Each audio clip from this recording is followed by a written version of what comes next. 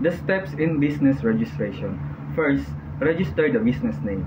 Secure the exclusive right to use the business name by registering it with the Department of Trade and Industry and the Bureau of Trade, Regulation and Consumer Protection or BTRCP. This prevents others from using your name and protects the brand. 2 is the obtain a barangay clearance.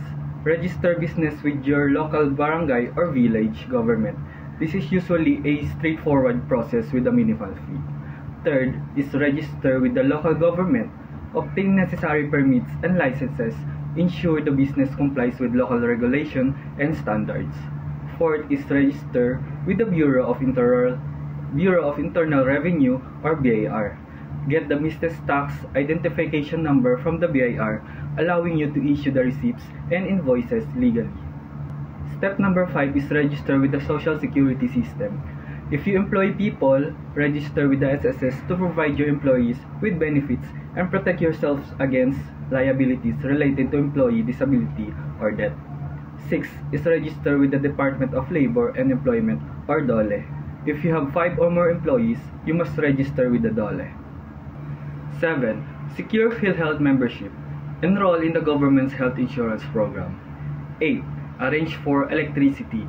Set up electricity service with your local provider, for example, Meralco. 9. Arrange for water service. Secure water service from your local provider, for example, Maynilad Water.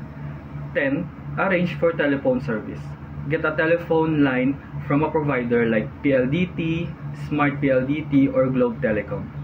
11. Register with another relevant government agencies.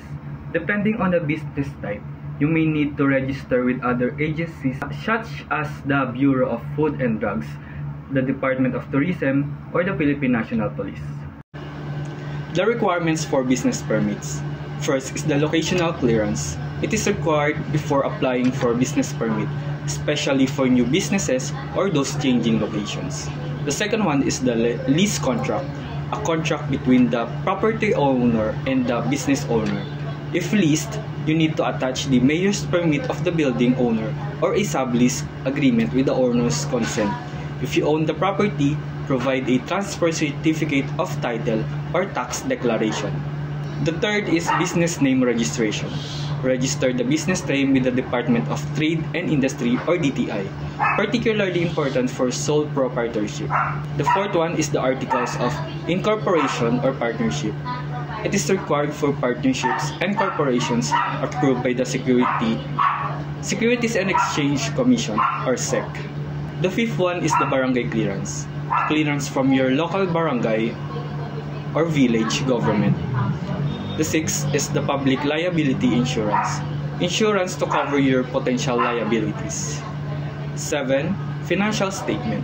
A financial statement showing assets and liabilities along with your BIR income tax return, and this is for only renewals. The eighth one is the resident certificate. Specific certificates like A and B for single proprietorship and C and C1 for corporations. And the last one is the other special permits. Additional permits may be required depending on the nature of your business. Locational clearance prior to building permit. Who should apply? All lot owners who intend to construct a structure in their respective properties, and all tenants of buildings or structures who intend to do some renovations. What are the requirements? First is the completely filled up application form for building permit. The second one is the 5 sets of architectural plan. It is signed and sealed. Number 3 is the barangay clearance. The number 4 is the transfer certificate of title. Number 5 is the latest payment of real property tax.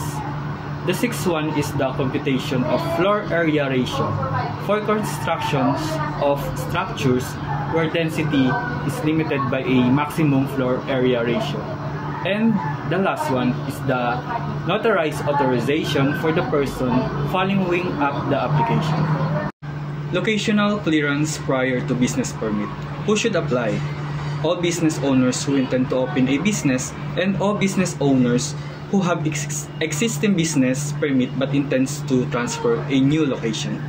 What are the requirements? First is the completely filled up and notarized application form for business permit. The second one is the barangay clearance. Third is the DTI or SEC registration.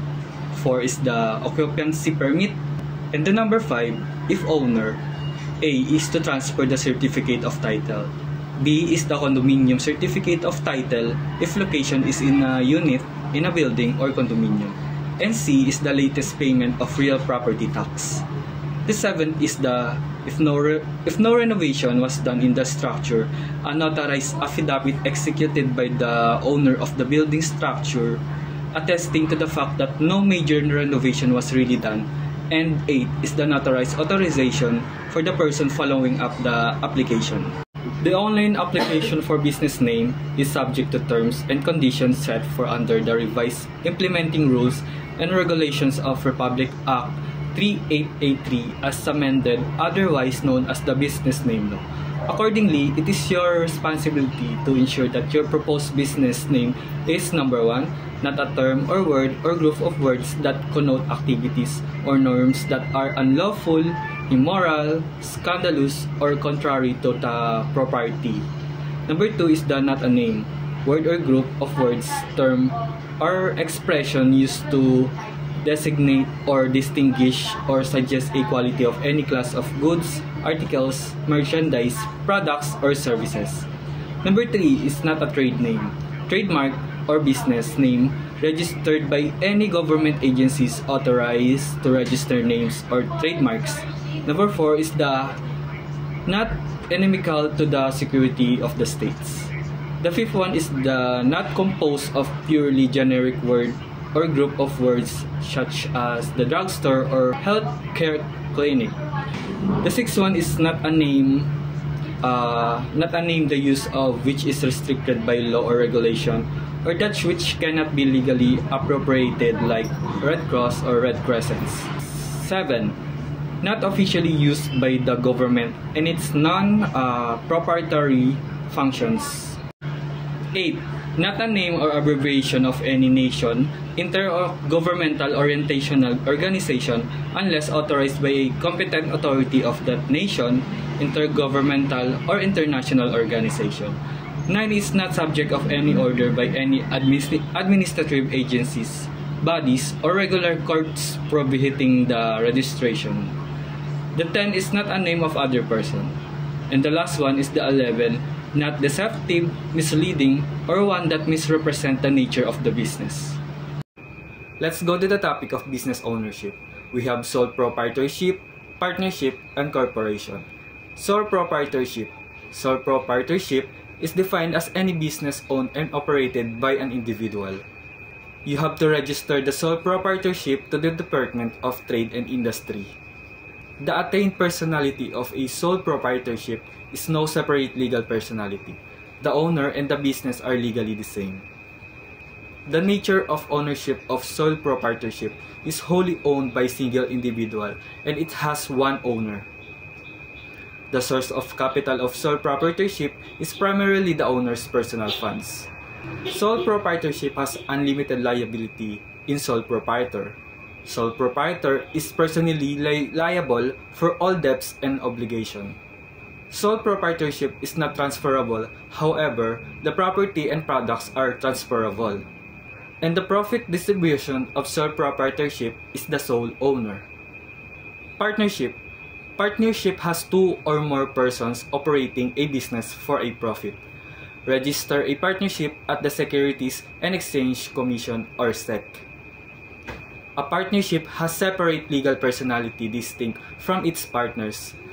The nature of ownership of partnership. For contribution, partner receives proportionate share of profits and losses and partnership property.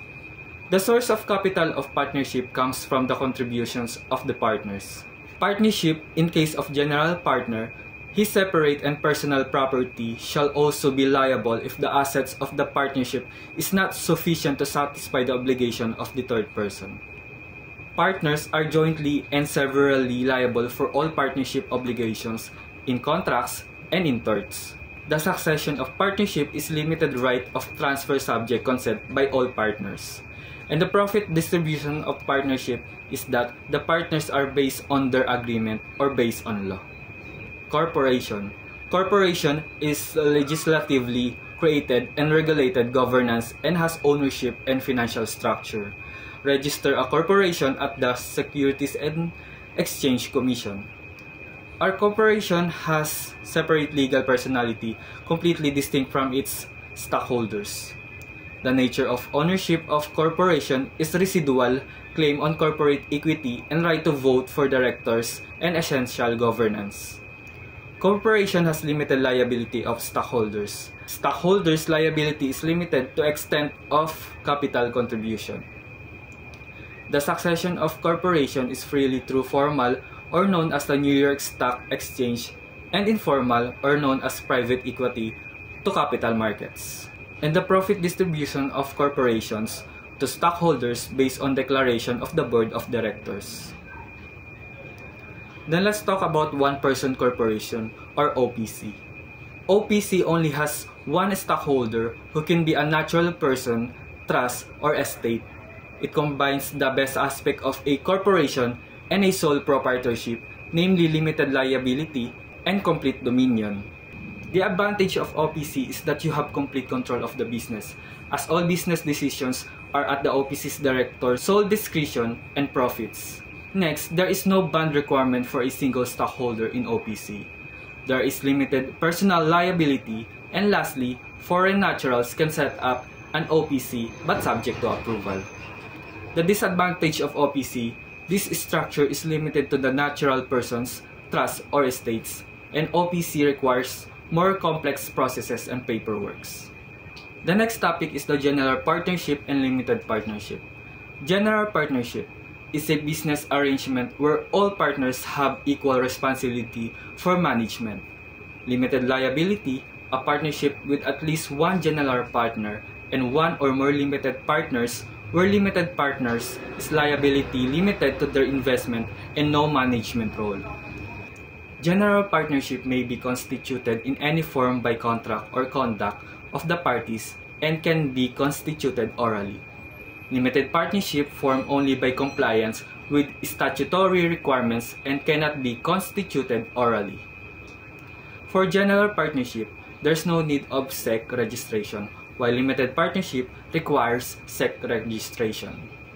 In general partnership, all are personally liable for partnership obligation, even beyond their contribution, while limited partner is liable only up to the extent of his contribution. The contribution of general partnership is the cash, property, or services, or any combination of these, while a limited partner can only contribute money or property but not services. If a limited partner contributes both cash and services, or property and services, he becomes general limited partner. If he is a limited partner and he contributes only services, he becomes general partner. Compare partnership to joint venture. The coverage of partnership contemplates the undertaking of a general and continuous business of a particular kind, while joint venture ordinarily limited to a single transaction and not intended to pursue a continuous business. To form a name, partnership is required to operate under a firm name, while joint venture has no firm name property. In partnership, the property used becomes the property of the business entity and hence of all parties, while joint venture, the property used remains undivided property of its contributor. The power of partnership, a partner acting in pursuance of the firm business, binds not only himself as a principal but as their agent as well. Also, the partnership and the partners. While joint venture, none of the co-venturers can bind the joint venture or his co-venturers. A partnership acquires personality after following the requisite required by law, while a joint venture has no legal personality. The benefits of Barangay Microbusiness Enterprises or BME is the income tax exemption and the exemption from the coverage of the minimum wage law. Who are not qualified to register as Barangay Microbusiness Enterprises? First is the franchise business. Second is the business that has more than one branch And the third one is the business with 3 million pesos and above total assets, including those arising from loans, but not the land on which the plant and equipment are located. And lastly, those who are registered as professionals or self-employed. To register Barangay Microbusiness Enterprises in DTI, first, the application for registration as Barangay Microbusiness Enterprises or BMBE Form 01. Next is the DTI Certificate of Business Name Registration. Next is the Mayor's Business Permit. Next is the breakdown of the assets and or latest financial statement. Next is the picture of the office, stall, or facilities. Next is the ID of the owner. And lastly, special power of attorney and ID of the authorized representative if applicable. After you get your BMBE Certificate of Authority from the DTI, you'll need to continue registering your business with the BIR RDO where the business is located. The BMBE application or registration shall supported by the following documents. First is the application for registration information update / correction / cancellation, also known as the BIR Form 1905. Next is the DTI's BMBE Certificate of Authority. The next one is the notarized sworn statement of capital. The sworn statement shall be supported of asset such as acquisition date, asset name, acquisition cost, accumulated depreciation, and book value. Next is notarized affidavit that the business has no affiliate branches, sales outlets, places of production, warehouse, and storage places, or such other facility owned or operated. Next is the latest income tax return from last year, and latest quarterly income tax return from current year together with the audited financial statement if applicable.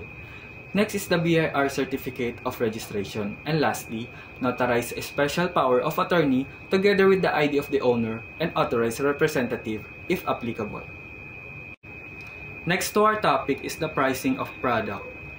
First, the non-food, and our example is the hand sanitizer. Step 1 is the variable cost. The total of cost of goods like materials and ingredients plus the production, packaging, promotion, shipping, and affiliate is divided by the total of products.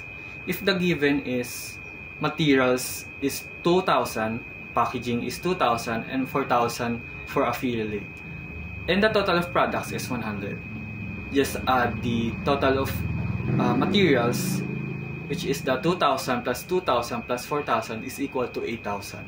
And that 8,000 is divided into the 100, which is the total of product. And your variable cost is 80. Next one is the fixed cost. Fixed cost is the total of utilities, rental, salary, and divided it into the total of products. If the given is labor for 2,000, 2,000 is divided by 100 is 20, and that is your fixed cost. Next one is the profit margin. Add the variable cost and the fixed cost, then add the given profit margin.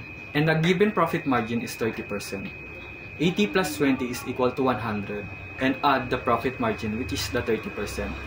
And 100 plus 30% is equal to 130. The 130 is the subtotal of your profit margin. The next step is that you will add the tax, and the tax is 12%. So the subtotal of profit margin plus tax is 12%. So 130 plus 12% is 145.6, and that will be your total cost. The last step is the selling price. You will just round up the total of cost. So 146 or 150 is the selling price. So 150 is the selling price of your hand sanitizer or the non-food product. And now let's go to the food product. And our example is the pandesal. So the variable cost, the total cost of goods, materials, ingredients, plus the production time and packaging is divided by the total of products. If the given, the cost of goods is 2,000 and the packaging is 100. And then the total of products is 500. So you will just add the cost of goods and packaging, which is the 2,000 plus 100 is equal to 2,100. Divided by 500 is equal to 4.2. 4.2 is the variable cost. Next is the fixed cost. The total of utilities, rental, salary, or labor is divided by the total of products. If the given is 200 labor a day and 200 for utilities a day is equal to 400. So 400 is divided by the total of products, which is 500, is equal to 0.8. 0.8 is the fixed cost. Next step is the profit margin. Profit margin, just add the variable cost and the fixed cost, then add the profit margin. Note, the profit margin for food is always 100%. So 4.2 plus 0.8 is equal to 5. So 5 plus 100% is equal to 10. For food product, there's always a buffer cost. So if the buffer cost is 30%, the subtotal of profit margin plus buffer cost, which is the 30%. So 10 plus 30% is equal to 13. Then the next step is the tax, which is the 12%. So the subtotal of buffer cost plus tax, which is the 12%. 13 plus 12% is equal to 14.56. And 14.56 is your total cost. And the last step is the selling price. Just round up the total cost. So 15 is the selling price for food, which is the pandesal. To compute the ROI or return on investment, let's go back to the non-food hand sanitizer. If the total investment is 100,000, you need to divide it to the subtotal of profit margin, which is our subtotal of profit margin is 130. So 100,000 divided by 130 is 769.2, or just round up it to 770. And you need to sell 770 hand sanitizer to reach your ROI.